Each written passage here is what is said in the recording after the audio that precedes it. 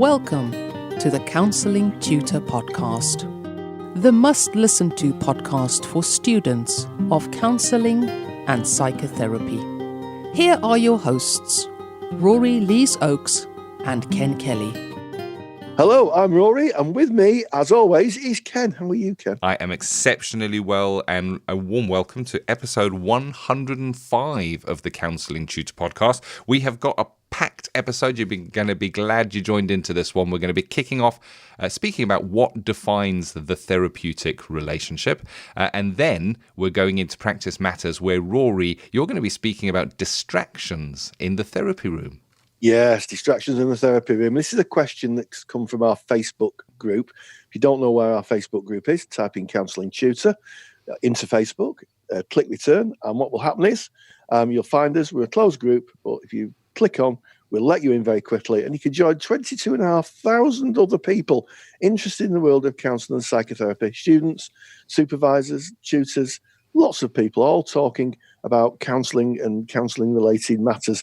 And one of the questions was asked, how do you handle distractions in the therapy room? So I've been practising, I think, for about 17 years now, and I'm going to share some stories of distractions that I've had to work with and how I've worked with them, and how I've worked with them really clearly in the service of the client, because sometimes there are distractions in the therapy room, as we'll see. Oh, yeah, you can bank on it. If you're in practice, you're going to be distracted at one time or another. I got a few stories that bring smiles to my face as well, Rory, but we'll get to that. But we're ending episode 105 today by speaking about placement interview questions. This is, again, another topic that has come up on that Facebook group. So make sure you get into our Facebook group because you can join in those conversations. But starting off, what defines the therapeutic relationship, Rory? Yes, it's an interesting question, isn't it? And I think I'd answer it by saying that it's not just one element. There's a theorist called Petruska Clarkson, and she talks about the 5 relationship model. And part of it, I think, one of the things that defines the therapeutic relationship is the contract, because we start from there, don't we? We start from the contract.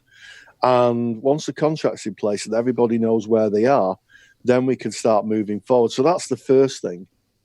And I also like to think about something called the I-thou relationship. Now, this is a relationship talked about by a philosopher. And I-thou is this idea of seeing the client as a spiritual person, as opposed to just another person.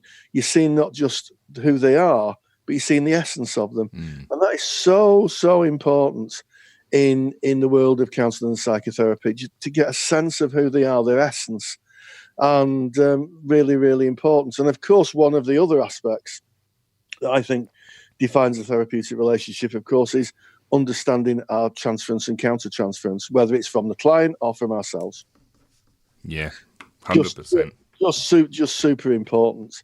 And also modelling, I think, modelling being who you are, because clients will look on us, rightly or wrongly, I think most times wrongly, as kind of finished people, completely polished, the finished article. But I think there's something about modelling and something about, being stable within the therapeutic relationship when the client may be in chaos. So I think those ingredients are really, really useful things. I think those define the relationship. And it's something that I'm aware of in my practice, the quality of the relationship. And I think the ability to repair fractures. I think, there's this idea that if there's something that's implicit, where you get the sense of a client who's either resistive or maybe something unsaid between you, that you say it and you use immediacy and you say, I'm just aware that it just feels that there's something between us. I'm not quite sure what that is. And be honest and be congruent. And if those are in place, I think that you can have a really deep, really meaningful and really facilitative therapeutic relationship in the service of the client. I like that. It's what defines that therapeutic relationship, and I think you've covered some really important elements of that. And I just wanted to pick up on the 5 relationship model, Petruska-Clarkson, which I struggle to say that name. I don't know why it is. I've just got a blockage in. If you are a member of our paid for resources, which is the Counselling Study Resource, there's a phenomenal lecture on that. You just log into CSR, Counselling Study Resource, go to the lecture library, and it's under the theory section. Worth having a look. And when you're in that theory section, do Rory's lecture on transference and counter-transference as well, because it kind of all links in there. So the therapeutic relationship is so important. It kind of, I think, is probably more important than the modality that is being practiced, because without the relationship being there is no trust. The client, you can't go with the client. They won't let you go with them unless they trust you enough to let you into that emotional side part of them. And it's really interesting. It is, I guess, for me, idiosyncratic, and that basically means that it differs from person to person that comes into the room, in the same way as friendships differ. You'll meet some people and you'll say, I don't know what it is, but I really like that person. There's something about them that really ticks my boxes. Again, referring to the transference, counter-transference lecture there to kind of understand that. And you'll meet other people where it's not something they said, it's not something they did, it's not even how they look, but you'll feel, is that the kind of person that I would like to hang out with? And again, within the therapeutic relationship, it's slightly different because it is a very boundaried relationship. It is contracted, as you said, Rory, but there is an element of connection, a connection that is almost indescribable that happens. And when you've been in practice for some time, you will know firsthand that feeling, almost a feeling of electricity that is right there in the room, happening within the relationship. And it is outside, it transcends the model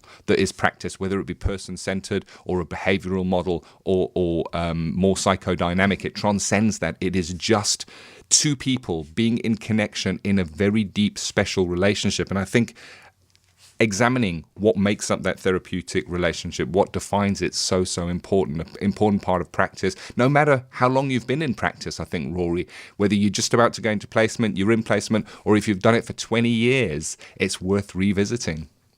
Absolutely. And you're absolutely right, Ken. There's some research done by Norcross about 20 years ago, massive sampling, thousands and thousands of clients were interviewed, and it came down to what's been talked about for years. I know I've mentioned the dodo bird effect a lot on this podcast, but it comes down to that very early research to say that the quality of the relationship does most of the time out or trump the modality. It's the quality of the relationship that is the most important factor for a positive outcome for the client. Definitely. A few ingredients from my side that define that relationship and kind of build on that relationship are the simple theories that we see in person-centered of being non-judgmental. No matter what that person brings, seeing the person for who they are, a fellow human being, rather than maybe something they did that they may be feeling shame for. Just unconditional positive regard goes such a long way in kind of adding to those elements that creates that relationship. And so many times in therapy, I've seen it again and again and again, where someone has not been able to tell anybody this information, but they then trust and bring it into the relationship. And that relationship needs to be defined. It needs to be a trusting place, and it needs to be, I guess, very non-judgmental for the person to feel safe to do so. Yes, and as the philosopher Martin Buber said, it's the I-thou relationship, seeing that person as a spiritual person. And Clarkson had an interesting take on it. Petruska-Clarkson, she believed that the therapeutic relationship was akin to cousins. That it's that relationship that cousins have, where they're not very close, but they're not very distant. So really interesting. If you ever get a chance to read the book, The Therapeutic Relationship, it's a really good read. And I think it's a pretty timeless piece of work. Like it. So there we have it. What defines the therapeutic relationship? Moving on now to practice matters, where Rory, you're going to be discussing distractions in the therapy room. And when I saw the topic, it made me smile. I think back to I was not long in private practice. We had some snow in my local town of Warrington in the northwest of England, which kind of had thrown some of the timetables of the regular service providers out, I guess is a way of saying it. And I'd just come to the end of a session. We'd closed off the session with a client. I was on the first floor of my house because it's got a ground floor and an upper floor. And I could see that the client was looking over my shoulder, puzzled at where I knew the window was. And I thought, well, they may be processing something, so I'm not going to put much attention on that. But it went on uncomfortably long. And I eventually did turn around, and sure enough, there at the window, Rory, was a man's face as he was wiping the window. And he should have come a few days earlier. The snow had kind of changed that. But there was a person in my therapy room looking in. It turned out that the client and I had a good laugh about it, and the therapy was open, and I was able to have a bit of a chat with those service providers that do the windows about not coming on the days that I practice. But that was an interruption. Indeed, yes, and I've got many stories like that. One I can share was observing a skills session many years ago, and it was the time when it was very popular to download your own music as a ringtone for your phone. And I was observing this skills session. It was a wonderful skills session. There was some really good work being done. And all of a sudden, I could hear the disco tune, Can You Feel It, playing in the room. And it got louder and louder and louder. Oh, no. Yes, somebody, can you feel it? Can you feel it? And somebody had left their phone on, and the ringtone, and the phone itself just got louder and louder until you answered it. So I'm going to share a few stories about that, some funny stories. And also I'm going to talk about how do we deal with that in the service of the client, the serious stuff. How do we deal with that in the service of the client? How do we deal with it professionally? And of course, I made a super duper handout to help you with that. Great topic. Let's go into Practice Matters with Rory after this very short message. Take the stress out of your counselling studies and get the support of Rory and I by joining us in the Counselling Study Resource. See how Counselling Study Resource can help you. Visit counsellingtutor.com. That's counsellingtutor.com. How to deal with distractions in the therapy room. It's a fair bet that at some point in your career, you'll have to manage some form of distraction in the therapy room. So let me talk about my experiences. But before I do, it's worth remembering that sometimes events are really out of your control, as we will see. One of the biggest distractions is mobile phones. On one occasion, I had a client whose phone kept ringing and she would answer it and get into a full-blown conversation. On another occasion, I had a client who handed me her phone and asked if I would speak to her husband. On both these occasions, I politely reaffirmed the contract, explored what was going on for the client, and politely but firmly explained the boundaries in the therapy room. Another distraction is fire alarms. It's a fact of life that if you practice within an organisation, at some point a fire alarm will go off and you may need to evacuate the premises. In times like this, you'll have to become directive and may need to point the client to the fire exit. If the building is on fire, saying to the client, it feels like the fire alarm is going off. I wonder how you feel about leaving the room, is not very helpful. Instead, calmly acknowledge the fire alarm and ask the client to follow you to the emergency exit. If you work for any organisation, you have to know the fire escape plan and be able to guide visitors to the fire exit, unless, of course, your own life is at risk. If you work for an organisation that has a regular alarm test, find out when it is, and if you're seeing a new client on that day, make them aware of it. I've had two memorable incidents of fire alarms. The first was when I was counselling in a school. I was working with a client who was profoundly processing her feelings. When the fire alarm went off, I said, "Follow me," and we left the building. As we queued to leave the building, I was conscious not to get into any conversation that was counselling related as students and staff surrounded us. Eventually, my client disappeared into a sea of young people lining up for roll call. I did not have a chance to make a further appointment. However, we did meet up again and took some time in the session to explore the events of the previous week. A few years ago, I was working in private practice when about 10 minutes into the session, the fire alarm went off. The client and I left the room only to be told by a member of staff it was a false alarm, but she could not stop the loud siren. It was impossible to counsel in this environment, so I brought the session to an end and waived my fee. In both cases, the clients were happy with how I dealt with the situation. However, I did reflect in supervision that I exercised power and direction. Saying to someone, "Follow me, we're going," is about as directive as you get. The other distractions are people appearing at windows and peering in. Ken has alluded to this in his own practice, but I can tell you about the last year of my placement. I was using a room on the second floor, and my chair was facing the window with my clients sat with their back to it. About 10 minutes into the session, I noticed a ladder appear at the window, and a firefighter appeared, complete with a yellow helmet, and gestured me to open the window, which I did. Unbeknown to the practice manager, the fire service decided to do a spot visit, and they thought it was okay to nip up a ladder and test if the fire exit worked adequately. The client burst out laughing. I made a stunned apology, and it was certainly a memorable session. I've talked about intrusions externally, but intrusions into the actual therapy room. At one session, I was working with a school client, and the janitor walked in, set up a stepladder, and started to remove a ceiling tile. When I challenged this, he kept repeating, "Oh, the principal's asked me to replace one of the tiles in her office." I had to abandon the session and apologise to the client. And later, I paid a visit to the janitor's office, and we had what is known as a very frank exchange of views. As I said in the beginning, if you counsel long enough, at some point you will experience some form of distraction. When this happens, remember, put it into your clinical notes, discuss it with your clients, and also keep a sense of humour.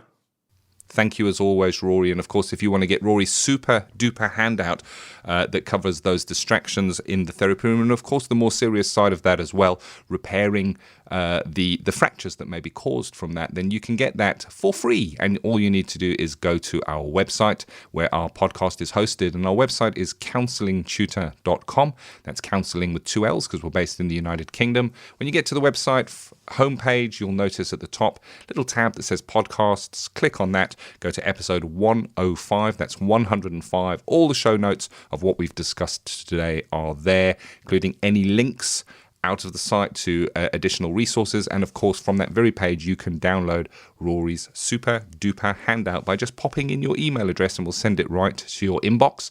And if you are already a member of our paid for resource, which we call the Counselling Study Resource, well, that handout has already been added to your handouts vault. So no need to go and download that. Just log into your handouts vault and it is there for you. But more about Counselling Study Resource at the end of today's episode if you want to learn more about that. But now we're going straight into a very, very hot topic that comes up again and again. And this is placement interview questions. And I guess if you're already qualified, you've already done your placement, listen to this anyway, because you can take away the word placement and put interview questions in there just as easy. Placement interview questions, Rory. Yes, well, I can remember going for my interview when I was a student, and it was a group interview. So we were asking an ethical question, and I still remember it to this day. It was about touch. You know, should you touch clients? And it sparked a big debate within our group. I think there was about 20 people looking for placements. And then we had an individual interview. And there's huge amounts of questions that you could ask your student. When I used to be on the interview panel, one of the things I was really interested in was personal development. What kind of personal development has someone undertaken? You can cite examples of it. Because you're going to work with clients, you need a heightened sense of yourself, you know, where you are. You know, I know I laugh and talk about transference and counter-transference, but you need someone who has a good understanding of their own processes before they can work with a client. I might also ask, what prejudices does somebody have? And I think that's a good question to ask, because if someone gives you an honest answer, you know two things. One is that they giving you an honest answer. I'm never too sure about people who say I don't have any prejudices. I'm never too sure about that. I'm sure there are people who may not have any prejudices, but I think if someone gives you an answer, then you can. That's a discussion of you can talk about it, you can look at it, and also you can assess any kind of risk. If somebody said, "Oh, I don't really like women," I think that's going to be a difficulty. You can't just have a therapist who goes and sees men. That's about personal development. So that actually links into the first question. I'm also interested in if they have an understanding of confidentiality. So important. What is confidentiality? When would you break confidentiality? And the answer to that question can be quite telling. Some people, I've met people who have had no concept of confidentiality, and this is second year level 4 students, no concept of it, which is a bit worrying. So confidentiality is one. And then I'd ask general questions like availability. So I'd be very keen to know if people could turn up on the same day every week. So when I hear people say, well, I'm working shifts, which I know some people do, so I can't make it this week and I can't make it that week. Well, quite frankly, that is no good in the service of the client. You can't just say to the client, well, we'll do one day and then we'll do 3 weeks. It doesn't work that way. So people have to be committed. So those are some of the questions that I'd be interested in getting the answers to. It comes up a lot, and usually with maybe a little anxiety behind the question of I have an opportunity for a placement interview coming up. What kind of stuff should I be studying? What are they going to ask? What's this going to mean? And my take on this, and it actually comes from some advice that you gave some time ago, Rory, and that you have given on the podcast as well. And that is, when you're going into a placement, you are at the top of your learning arc. You've got the newest and the freshest information. It's all fresh for you. You've just learned it. You're going through the theories. You're having your theory evaluated to put you back on track. You're having your skills assessed within your learning institution and tweaked. You really are right at that point. And you have a lot to give to the placement. They do not hold all the power. So going in, it is not the mighty placement who will hand down the crumbs of an opportunity for you to work there. It is a mutual relationship. And it's worth keeping that in mind, that you have some power in that as well. And when it comes to what kind of placement interview questions might come up, I'm going to go to the other side of this, and I'm going to say, what kind of questions have you prepared to ask the placement to see if that placement suits you?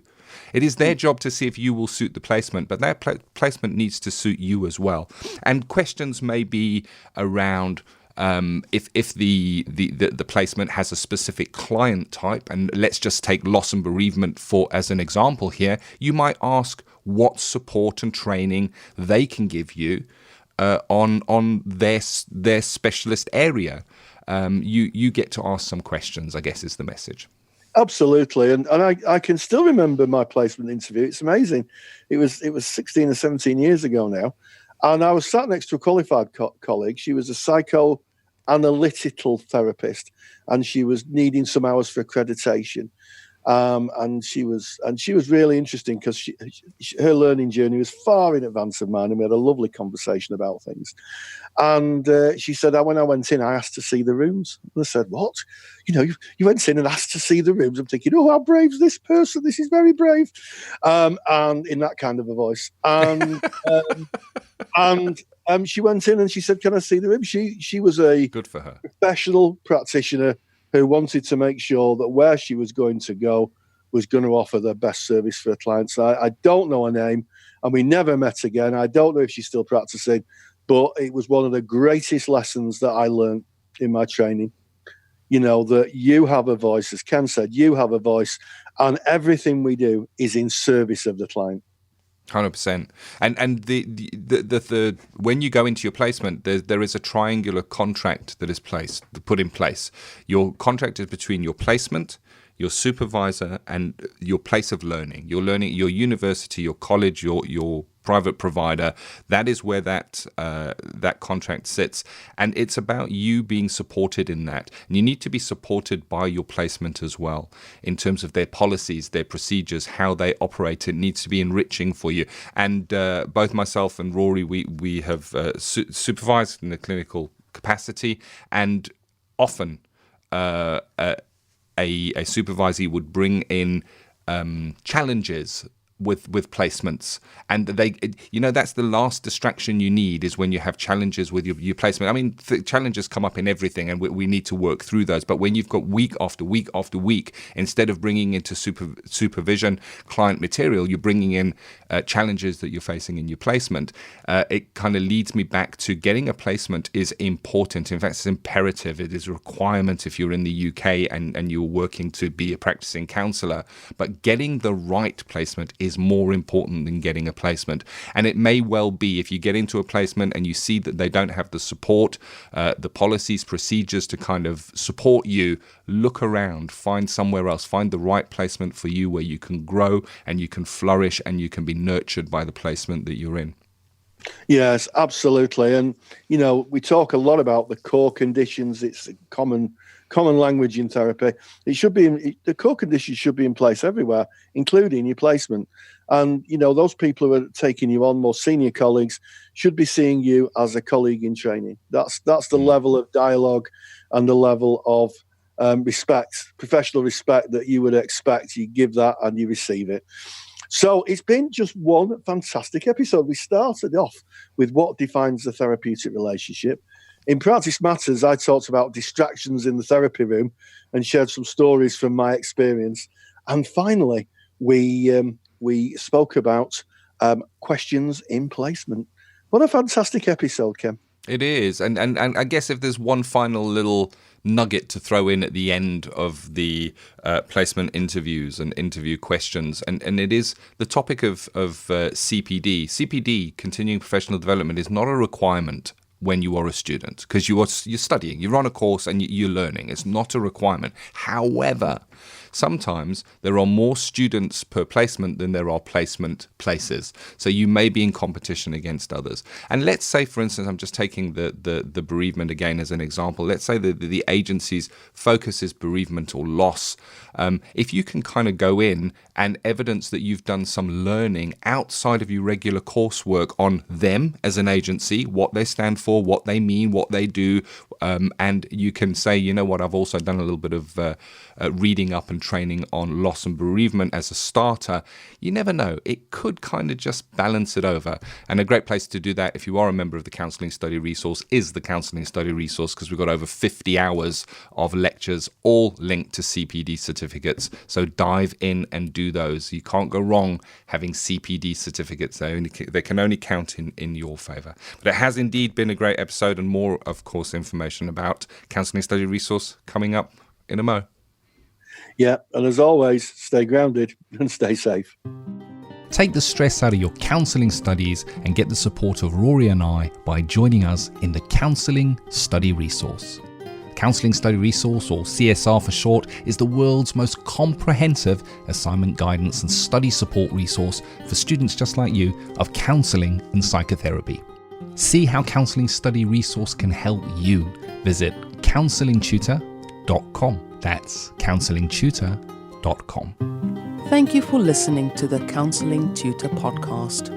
Find the show notes for this episode on our website at www.counsellingtutor.com.